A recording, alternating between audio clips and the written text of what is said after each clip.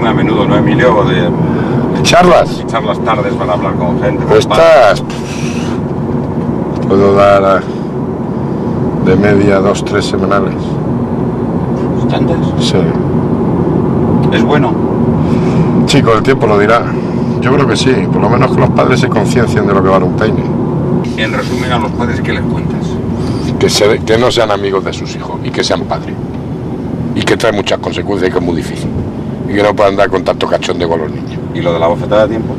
Eso la bofetada no la digo, pero vamos, se la imagina. Pero tú lo has dicho. Sí, claro, que es una victoria. Lo importante es darla. Lo importante es saberla darla a tiempo.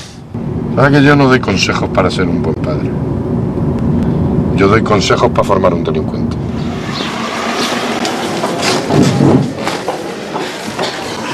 Consejos para formar a un delincuente.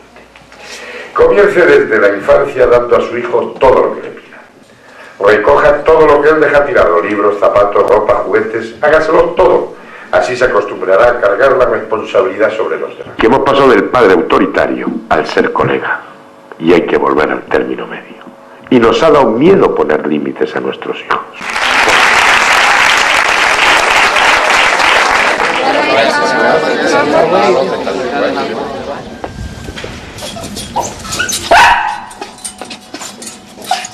Quieta, chispa, quieta. Un besito a mi mujer que no la he visto esta noche.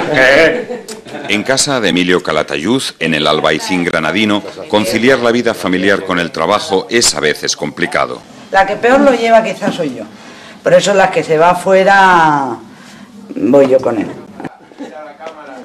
Muchas de las famosas sentencias salen de este despacho de casa.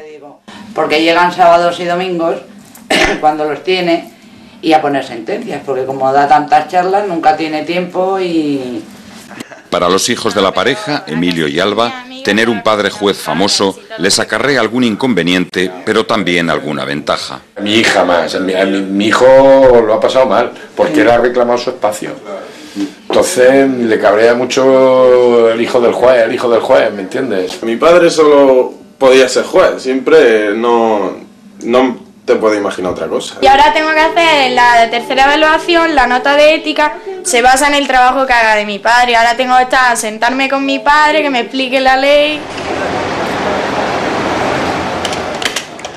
Todo ello con ánimo de lucro. Es día de juicios. De los 23 señalados para hoy, en la mayoría se han puesto de acuerdo las partes.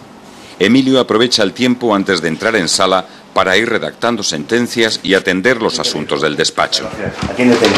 ¿A la hija, a la madre, a las dos? A las dos, ¿verdad? A las dos para... Vamos a ir a buscarla a su casa. Para venir a juicio. Venga. La coordinación entre los diferentes estamentos que componen este juzgado de menores es una de las claves que explican su buen rendimiento. En un mismo espacio conviven el juez, los fiscales, los equipos técnicos y hasta la policía, que dispone de comisaría dentro del mismo juzgado.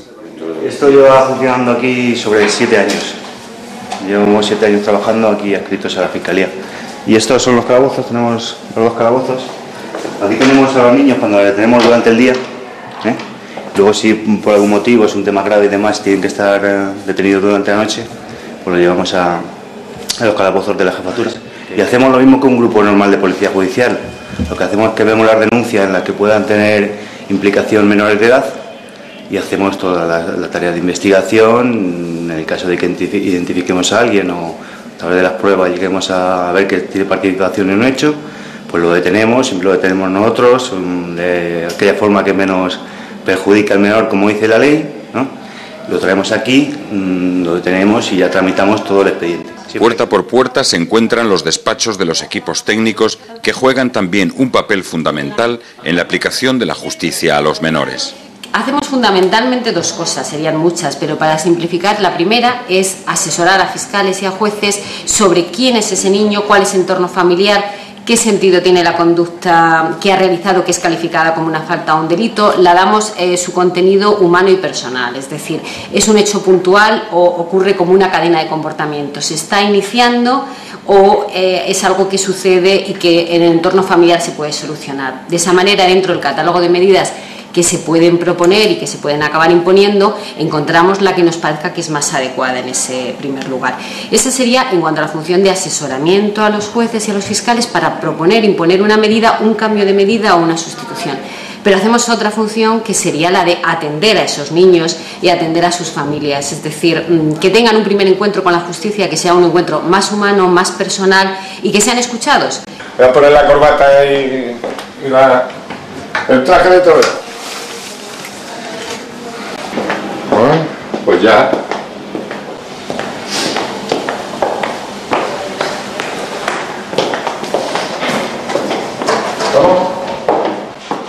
Al final solo se han podido celebrar 18 juicios. La mayoría de los menores salen de aquí con las medidas impuestas. Es entonces cuando intervienen los equipos de medio abierto. Le explicamos un poco la medida por encima y le recogemos los datos para poder ponernos en contacto con ellos. ¿Le gustan las motos, No, las motos no, me gustan más los coches, pero... Este menor tiene una medida de libertad vigilada de 1 año impuesta por el juez en junio de 2006.